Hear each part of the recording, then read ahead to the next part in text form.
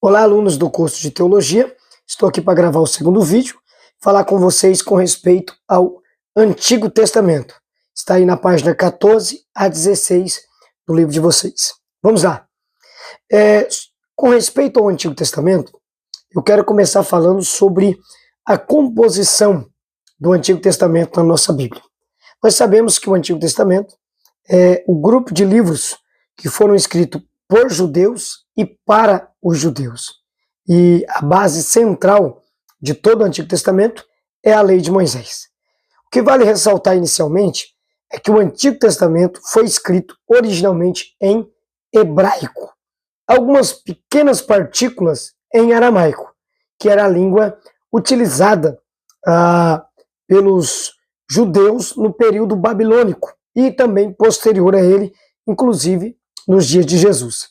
Sendo assim, alguns livros que tiveram partes escritas no período babilônico ou no período do cativeiro, eles vão então ter algumas partículas escritas em aramaico. É o caso de Daniel, o caso de algumas partículas de Esther e assim sucessivamente. Mas a grande massa da composição do Antigo Testamento foi escrito em hebraico. É por isso que, quando se fala de Antigo Testamento, muitas vezes o expositor, seja ele o pregador, o professor, o teólogo, ele vai fazer uso de termos do hebraico, porque o Antigo Testamento foi escrito em hebraico. O que temos em português, o que seja em inglês ou qualquer outro idioma, é uma tradução do texto hebraico. Por isso também que, atualmente, muitas pessoas têm se voltado para o estudo das línguas originais, hebraico, aramaico e grego, para conseguir decifrar com mais precisão os escritos da Bíblia Sagrada. Então, o Antigo Testamento, escrito em hebraico, com pequenas partículas em aramaico.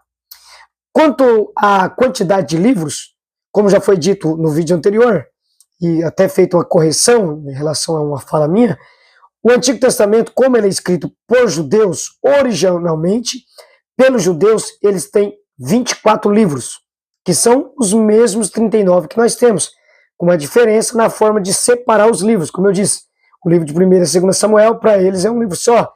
1ª e 2ª Reis, um livro só. Mas, em suma, os 39 livros que temos é os mesmos 24 que eles têm. A divisão é diferente.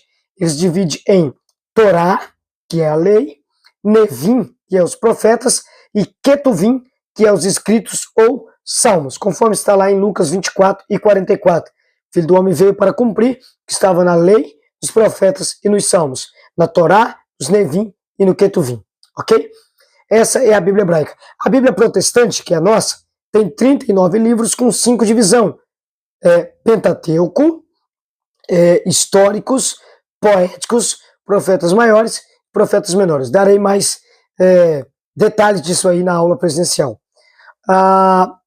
E assim, nós finalizamos o Antigo Testamento. A Bíblia católica, né? A Bíblia católica, ela possui 7 livros a mais no Antigo Testamento. Portanto, a nossa 39, a deles 46. Esses 7 livros a mais são classificados como livros apócrifos. A palavra apócrifo significa escondidos, ocultos, desconhecidos.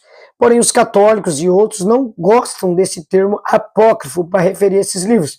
Preferem o termo deuterocanônicos, que significa segundo cânon, ou seja, são livros que não entraram na primeira formação da Bíblia, no primeiro cânon, mas entraram no segundo. Então os católicos preferem esse termo, segundo cânon, ao invés de apócrifos ou desconhecido. E então, fechamos aí sobre os livros que compõem o Antigo Testamento. 2 pontos interessantes a nossa aula vai ressaltar sobre o Antigo Testamento.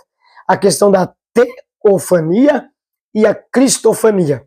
O que é isso? A teofania significa a manifestação ou a forma que Deus se manifesta escondido através de uma aparência angelical ou através de uma aparência de algum ser, no caso o ser angelical.